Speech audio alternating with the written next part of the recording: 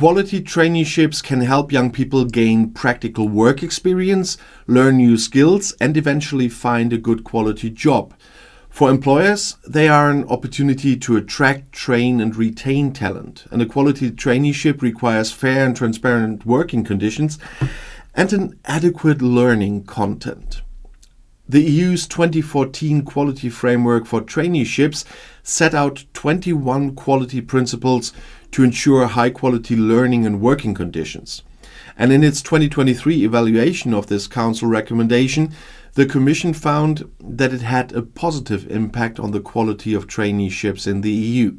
However, the Commission's evaluation also found room for improvement, and both the Conference on the Future of Europe and the European Parliament called on the Commission to improve traineeships.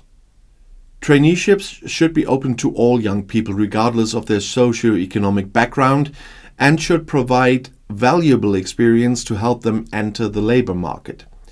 The 2014 Quality Framework for Traineeships, as I said, outlines 21 principles for member states to ensure high-quality traineeships, including by providing written traineeship agreements, clearly defined learning objectives, and transparent information on remuneration and social protection. A Commission evaluation showed that the existing framework helps member states ensure valuable professional experiences for young people. It highlighted the framework's positive impact, particularly in countries with less developed traineeship systems, and confirmed the relevance of the EU framework. Nevertheless, it also noted there's room for improvement in applying, monitoring, and enforcing the framework's quality principles.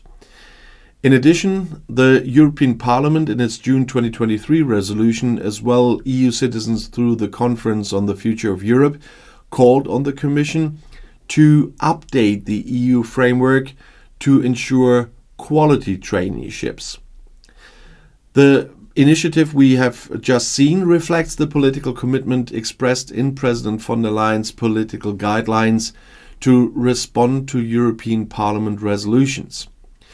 With this, the Commission takes action and is proposing a set of initiatives to ensure quality traineeships.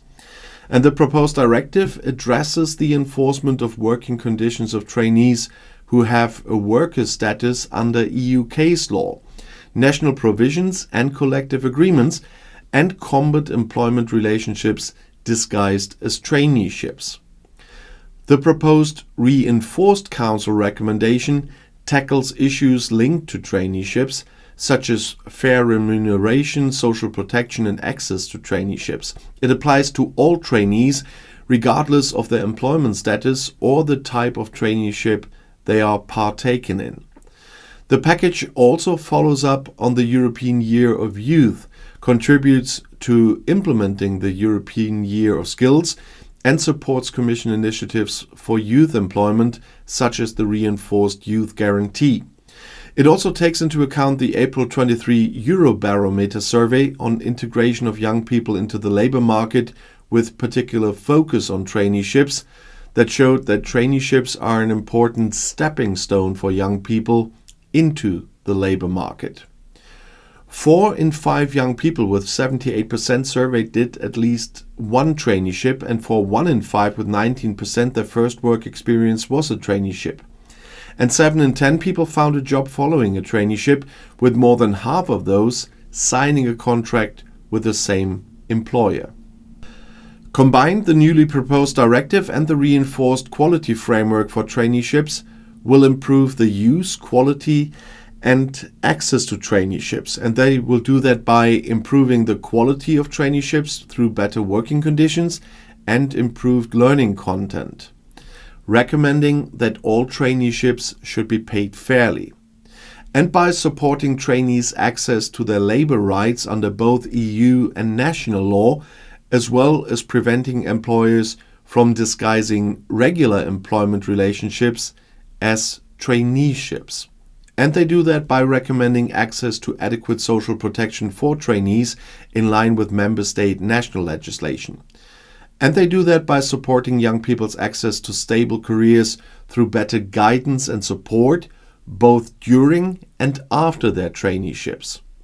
And they want to do that by promoting equal access to traineeships for people in vulnerable situations, as well as making cross-border and remote or hybrid traineeships easier to access.